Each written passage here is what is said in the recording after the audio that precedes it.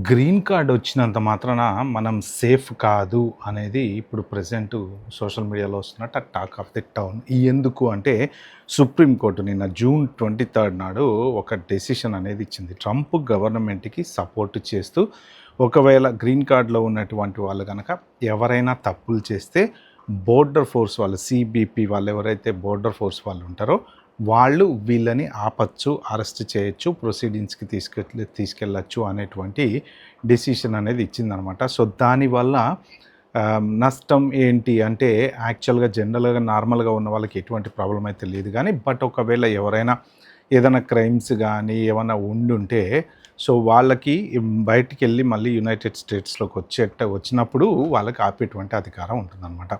So దాంట్లో ఎలాంటి crimes involve అవుతాయి ఏంటి, సో అసలు ఆ కేసు ఏంటి, అలా ఎందుకు సుప్రీంకోర్టు హిస్టారిక్ డెసిషన్ ఇలా ఇచ్చింది, సో మరి ఇది ఎప్పుడో పాత కేసు కదా, మరి ట్రంప్ గవర్నమెంట్కి ఎందుకు వచ్చింది, వాళ్ళకి ఎందుకు ఫేవర్ వచ్చింది అనేది ఈ పర్టికులర్ వీడియో మాట్లాడదాం. వెరీ ఇంపార్టెంట్ వీడియో, మీరైతే లాస్ట్ వరకు చూడండి. వీళ్ళకి వెళ్ళే ముందు నిన్న నేను ఒక అవేర్నెస్ వీడియో పెట్టానండి. జనరల్గా అవేర్నెస్ వీడియోలు అంటే అబ్వియస్లీ ఎవరు చూడరు, నెగిటివ్ వీడియోలకే ఎక్కువ జనాలు అట్రాక్ట్ అవుతూ ఉంటారు. ఎవరికైనా ఏమైనా జరిగింది, లేకపోతే వీసాలు మోసపోయారు, లేకపోతే ఇలాంటివి ఏమైనా పెడితే లక్షల్లో వ్యూస్ వస్తాయి. మొన్న ఒక యూట్యూబర్ వీసా స్కామ్ గురించి అసలు కొత్తగా ఛానల్ స్టార్ట్ చేసిన వాళ్ళకి కూడా లక్షల్లో వ్యూస్ వచ్చి మానిటైజ్ అయిపోయి వాళ్ళకి డబ్బులు కూడా రావడం మొదలుపెట్టినాయి. మన వాళ్ళంతా నెగిటివ్కి ఎందుకు మరి అంత అట్రాక్ట్ అవుతారో తెలియదులే కానీ నిన్న పెట్టినటువంటి ఒక చిన్న పిల్లోడు పడిపోయి చనిపోయిన దాని గురించి సేఫ్టీ అవేర్నెస్ కోసం నేను ఒక వీడియో చేశాను. దయచేసి మీరు చూడండి ఒకసారి, యూఎస్లో ఉండే వాళ్ళందరికీ యూస్ అవుతుంది. సో ఇంకా ఇవాళ టాపిక్లోకి వెళ్తే పేరు వచ్చేసి ముక్ చాయ్ లూ. సో చైనీస్ నేమో మనం కరెక్ట్ ప్రొనౌన్స్ చేస్తారో లేదో కరెక్ట్ తెలియదు కానీ సో అతను 2012లో చైనా వెళ్ళాడు. చైనా వెళ్ళి రిటర్న్ వస్తున్న టైంలో అతన్ని అక్కడ వాళ్ళు పెరోల్లో పెట్టారనమాట. అంటే అతని మీద ఒక కేసు అనేది ఉంది యునైటెడ్ స్టేట్స్లో. కేసు ఏంటి అంటే కౌంటర్ ఫీటింగ్ కేసు అనమాట. అంటే ఏంటంటే జనరల్గా బ్రాండెడ్ క్లోత్స్ కానీ బ్రాండెడ్ వస్తువుల్ని కానీ ఫేక్ చేసి అమ్ముతూ ఉంటారు అనమాట. జనరల్గా చాలా చోట్ల చాలా ఇప్పుడు సింబల్ అలానే ఉంటుంది, నేమ్స్ కొన్ని మార్చి అమ్ముతుంటారు. నేను ఒకసారి ఇక్కడ నెట్లో ఒక బైక్ చూసా, మన ఇండియాలోనే అనుకుంటా, ఒకతను బైక్ తయారు చేసుకున్నాడు. హ్యార్లీ డేవిడ్సన్ని హార్డ్లీ డేవిడ్సన్ అని అలా మార్చాడనమాట. కానీ ఏంటంటే ఇలా కొన్ని బ్రాండ్లు ఏమైతే ఉంటాయో ఆ బ్రాండ్ని యాజ్ ఇట్ ఈస్గా ఫేక్ చేసి అమ్మటాన్ని కౌంటర్ ఫీటింగ్ అనే అంటారనమాట జనరల్గా. సో ఇతని మీద అప్పట్లో ఒబామా గవర్నమెంట్ ఉన్నప్పుడు ఉన్నటువంటి కేసు ఏంటంటే ఇతను ఇట్లా బ్రాండెడ్ వాటిని అంటే ఫేక్ చేసి అమ్ముతున్నాడు అనేటువంటి కేసు అనమాట. డిస్కషన్ అయింది. తర్వాత అతను ఒక 2 years ప్రొబేషన్లో పెట్టారు. ప్రొబేషన్ అనేది డిఫరెంట్ టాపిక్, మనం తర్వాత మాట్లాడదాం. ప్రస్తుతానికి ఈ టాపిక్ కవర్ చేద్దాం. సో ఆ తర్వాత అతను ఏంటంటే కేసు రన్నింగ్లో ఉన్నప్పుడు అతను చైనా వెళ్ళాడు. సో చైనా వెళ్ళి మళ్ళీ తిరిగి వస్తున్న టైంలో 2012లో అతన్ని పేరోల్లో పెట్టారు వీళ్ళు ఎవరైతే సిబిపి వాళ్ళు ఉన్నారో. అతని మీద కేసు ఉంది. సో అందుకని చెప్పేసి తర్వాత అది కేసు ఇది 2012 నుంచి నడుస్తుంది అనమాట. ఆ తర్వాత కేసు అనేది ప్రూవ్ అయిన తర్వాత జనరల్గా ప్రూవ్ అయిన గిల్టీ అంటారు కదా. సో అప్పటి నుంచి ఆ తర్వాత డిహెచ్ఎస్ వాళ్ళు డిపోర్టేషన్ ప్రొసీడింగ్స్ అనేవి చేస్తూ ఉన్నారు ఇతని మీద. సో అప్పటి నుంచి ఇప్పటి వరకు దీని మీద వాదోపవాదనలు. అతను ఏంటంటే నేను గ్రీన్ కార్డు హోల్డర్ని కాబట్టి నన్ను ఎలా అరెస్ట్ చేస్తారు అనేటువంటి, జనరల్గా ఎవరైనా కానీ కోర్టుకు వెళ్తారు కదా ఒక కేసు ఏదైనా పడినప్పుడు. అంటే క్రిమినల్ కేసులు, సివిల్ కేసుల్లో కూడా రకరకాల కేసులు అనేవి ఉన్నాయి. సో ఇది దేని కిందకు వస్తుంది అనే దాన్ని బట్టి, దాని కేసు తీవ్రతను బట్టి కూడా ఉంటుందన్నమాట. సో ఇతను గిల్టీ అని వచ్చిన తర్వాత ఇమీడియట్గా ఒబామా గవర్నమెంట్ నుంచి మళ్ళీ ట్రంప్ గవర్నమెంట్ వచ్చింది 2017లో. ఆ టైంలో ఫెడరల్ రిలేటెడ్ అటార్నీస్ ఎవరెవరు ఉంటారో వాళ్ళందరూ కూడా ఇంకా ఆర్గ్యూ చేయడం అనేది స్టార్ట్ చేశారనమాట. గ్రీన్ కార్డు హోల్డర్ అయినంత మాత్రాన అతను ఇలా తప్పులు చేస్తే క్షమించాలని ఏం లేదు. మోస్ట్ ప్రాబబుల్లీ ఎవరు తప్పు చేసినా సరే తప్పే అవుతుంది. గ్రీన్ కార్డు హోల్డర్ చేసినా, సిటిజన్ చేసినా, ఇంకొకటి చేసినా. సో మన దేశంలోకి వచ్చి ఇలాంటి తప్పులు చేసే వాళ్ళని మోస్ట్ ప్రాబుల్లీ ఇంకా డిపోర్ట్ చేయడానికి అవకాశం ఇవ్వండి అనేటువంటి ఆర్గ్యుమెంట్లు ఇన్ని రోజుల నుంచి జరిగినాయి అనమాట. మధ్యలో బైడెన్ గవర్నమెంట్ వచ్చింది, అప్పటి నుంచి ఆర్గ్యుమెంట్లు జరుగుతూనే ఉన్నాయి. మళ్ళీ తర్వాత ఇప్పుడు మొన్న రీసెంట్గా ట్రంప్ గవర్నమెంట్ వచ్చిన తర్వాత సుప్రీంకోర్టు 6-3 రేషియోలో దీనికి జడ్జిమెంట్ అని ఇచ్చారనమాట.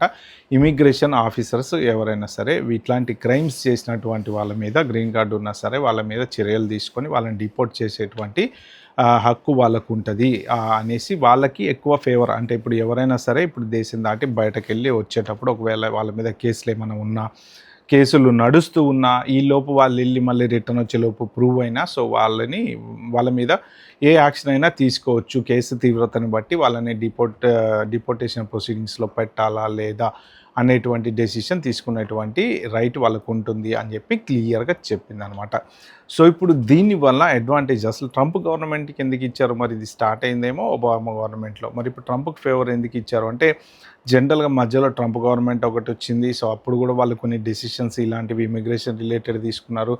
తర్వాత మళ్ళీ ఇప్పుడు ప్రెజెంట్ ఉన్నది ట్రంప్ గవర్నమెంట్ కాబట్టి ఆబ్వియస్గా ఇమిగ్రేషన్ మీద ఎగెనెస్ట్గా బాగా నడుస్తుంది కదా ఇప్పుడు ప్రస్తుతానికి. గవర్నమెంట్ బాగా క్రాక్ డౌన్ చేస్తున్నారు, గ్రీన్ కార్డ్ వాళ్ళని అన్ని రకరకాలుగా నడుస్తున్నాయి. కాబట్టి ఏంటంటే జనరల్గా సడన్గా అందరూ అనటం ఫేవర్ మాత్రం ట్రంప్ గవర్నమెంట్కే వచ్చింది అని అంటారనమాట. సో సిచ్యువేషన్ని బట్టి అలా ఆ కేసు ఇప్పుడు ఈ ప్రభుత్వంలో వచ్చింది కాబట్టి సో ఈ ప్రభుత్వానికి అనుకూలంగా వచ్చింది అనేది వాదన. అయితే గ్రీన్ కార్డ్ వచ్చిన వాళ్ళల్లో బోలెడు మంది దేశాల నుంచి ఉన్న వాళ్ళు ఉన్నారు అమెరికాలో. సో ఇండియన్స్ ఉన్నారు, చైనీస్ ఉన్నారు, తర్వాత యూకే వాళ్ళు ఉన్నారు, ఆస్ట్రేలియన్స్ ఉన్నారు, చాలామంది ఉన్నారు గ్రీన్ కార్డ్ వచ్చి అక్కడ సెటిల్ అయినటువంటి వాళ్ళు.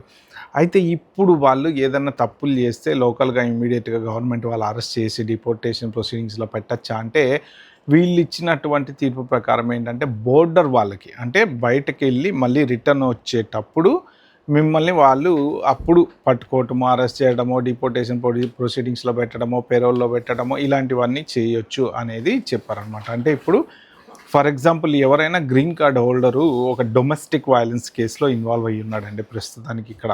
సో ఇప్పుడు ఏంటంటే వాళ్ళు ఎప్పుడైనా ఇప్పుడు ఆ కేసు నడుస్తుంది, ఓకే, సో నడిచింది కొన్ని రోజులు ఇంకా ప్రొసీడింగ్స్ జరుగుతూ ఉన్నాయి. ఫర్ ఎగ్జాంపుల్ ఇండియాకి హాలిడేకి వెళ్ళి రిటర్న్ వస్తున్నాడు, వచ్చిన టైంలో అతను వెళ్ళి వచ్చేలోపు ఈ కేసు కన్నా గిల్టీ ప్రూవ్ అయింది అంటే అప్పుడు వాళ్ళు డెసిషన్ తీసుకోవచ్చు అనమాట. సో గ్రీన్ కార్డ్ వచ్చినంత మాత్రాన మనం 100% సేఫ్ కాదు అనేది ఈ కేసుతో ప్రూవ్ అయిందనమాట. సో అదే విపరీతంగా సోషల్ మీడియాలో వస్తున్నటువంటిది. మరి ఎలాంటి క్రైమ్స్ చేయకూడదు అంటే ఇప్పుడు ఇక్కడ దీంట్లో చూపించింది ఏంటి, వీళ్ళు ఈ పర్టికులర్ కేసులో ఏంటి, కౌంటర్ ఫిట్టింగ్ అంటే బ్రాండెడ్ క్లోత్స్ ఫేక్ చేసి అమ్ముతున్నాడు అంటే అది వాయిలెంట్ క్రైమ్ కాదు. జనరల్గా వాయిలెంట్ క్రైమ్స్ ఏంటంటే ఇప్పుడు డొమెస్టిక్ అబ్యూజ్ ఉంది, ఫర్ ఎగ్జాంపుల్ వైఫ్లను కొడతా ఉంటారు చాలామంది, వైఫ్లను కొట్టడము. సో వైఫ్ వెళ్ళి కంప్లైంట్ ఇచ్చింది అనుకోండి, అదొక సీరియస్ ఇష్యూ అవుతుంది. సో అది క్రిమినల్ రిలేటెడ్ రావచ్చు. సో ఇట్లా ఒక్కొక్కటి అనమాట. యాక్సిడెంట్ ఉంటుంది, కావాలని యాక్సిడెంట్ చేసి, లేకపోతే డ్రింక్ అండ్ డ్రైవ్ చేసి యాక్సిడెంట్ చేసి, సో తర్వాత ఫెలోని ఛార్జెస్ అని ఉంటాయి. ఈ మధ్యన రీసెంట్గా మనం చూస్తున్నాం ఫెలోని ఛార్జెస్. వీళ్ళు ఎవరెవరైతే చాలామంది వెళ్ళేసి ఈ స్టూడెంట్స్ వీళ్ళ దగ్గర ఏజ్డ్ పీపుల్ దగ్గర డబ్బులు తీసుకోవటము, తర్వాత వాళ్ళ దగ్గర నుంచి ఎక్కడి నుంచో కాల్ సెంటర్ నుంచి ఫోన్ చేసి వాళ్ళని భయపెట్టి, సో ఇలా ఈ స్కామ్స్ అవన్నీ చూస్తున్నాం కదా. సో అలాంటి ఫెలోని ఛార్జెస్ కానీ, లేకపోతే మైనర్ అమ్మాయిలకి మెసేజ్లు పెట్టారని చెప్పి వచ్చేటువంటి ఫెలోని ఛార్జెస్ కానీ, సో ఏ విధమైనటువంటి క్రైమ్ రిలేటెడ్ ఛార్జెస్ ఉన్నా సరే ఆ కేసు వాళ్ళ మీద కనుక ఉండి అది జరుగుతున్న టైంలోనో ప్రూవ్ అయిన తర్వాతనో సో వాళ్ళు ఒకవేళ బయటకు వెళ్ళి రిటర్న్ వచ్చేటప్పుడు సో అది ఎఫెక్ట్ అయ్యేటువంటి ఛాన్స్ ఉందన్నమాట. సో కాబట్టి ఎవరైనా సరే గ్రీన్ కార్డు హోల్డర్స్ ఇప్పటి నుంచి చాలా జాగ్రత్తగా ఉండటం బెటరు. క్రైమ్ రిలేటెడ్ వాటిలో ఇన్వాల్వ్ కాకపోవడము. మెయిన్ ఏంటంటే డియూఐలు చాలామంది ఇంకా చేస్తున్నారండి. ఈ రీసెంట్గా కూడా ఒక డ్రింక్ అండ్ డ్రైవ్ స్టూడెంట్ పిల్లలు కార్లో వస్తూ పట్టుబడ్డారంట. ఇన్స్టాగ్రామ్లో చూశాను నేను, ఒక అవేర్నెస్ పోస్ట్ క్రియేట్ చేశారు. సో ఇలాగ ఏంటంటే మా గ్రీన్ కార్డు ఉంది, ఏం కాదులే అని అనుకోకండి. ఏదైనా కానీ పిల్లల్ని కొట్టినా లేకపోతే యాక్సిడెంట్లో ఇన్వాల్వ్ అయినా ఈ చాలా క్రైమ్స్లో చాలా రకాలు ఉన్నాయి. ఒక పర్టికులర్ క్రైమ్ అంటూ ఏం లేదు. ఏ క్రైమ్ అయినా సరే ఒకవేళ మీ పేరు మీద ఉంటే ఒకటి పొరపాటున బై మిస్టేక్ ఇప్పుడు వైఫ్ను కొడతారు చాలామంది, లేకపోతే వైఫ్లు హస్బెండ్ని కొడుతుంటారు చాలామంది. సో వాళ్ళ మీద అయినా కూడా ఎలాగైనా ఏదైనా కానీ డొమెస్టిక్ వైలెన్సే.